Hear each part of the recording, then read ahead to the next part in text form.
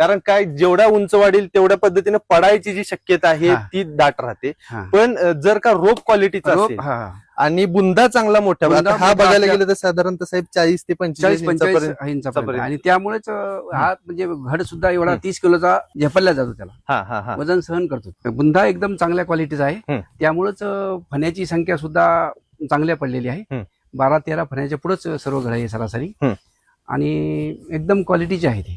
आता ह्या ठिकाणी जर का बघायला गेलं तर किटाळे साहेबांनी सांगितलं की मी सुरुवात केलेली आहे फळबागाकडे यायला. पारंपरिक पद्धतीने शेती करणारे जे काही शेतकरी मित्र आहेत त्या शेतकरी मित्रांना मी सांगायला लागलोय, सल्ला द्यायला लागलोय, मार्गदर्शन द्यायला लागलोय आणि त्यांना ही केळीची शेती लावण्यासाठी म्हणजे मार्गदर्शन द्यायला लागलोय.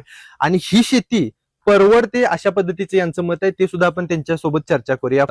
1500 झाड आमचं 4,15,000 दिला मी. 4,15,000 रुपयांना गुत्ता गुत्ता दिला. दिला. साहेब खर्च किती आला हो? खर्च मला 60,000 ते 70,000 पर्यंत आला सर. 70,000 रुपये खर्च आला. म्हणजे सगळा खर्च वगैरे सगळं वजा करता जाईन नाही म्हणलं तरी एक 3.5 लाख रुपयाच्या आसपास आलेले शिल्लक नफा म्हणून नफा जो काही मिळालेला. शिल्लक राहील. आणि अंगुरापेक्षा बी याला माल म्हणजे आपल्याला चांगलं व्यवस्थित पैसे